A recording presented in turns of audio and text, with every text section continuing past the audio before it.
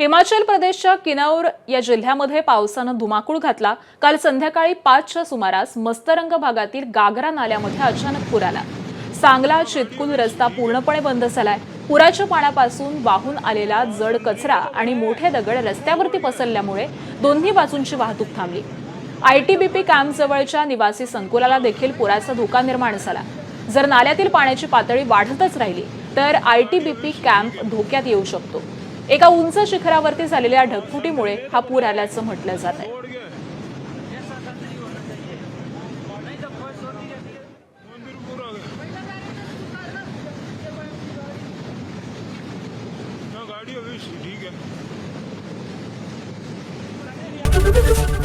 ABP माझा, उघडा डोळे बघा नीट।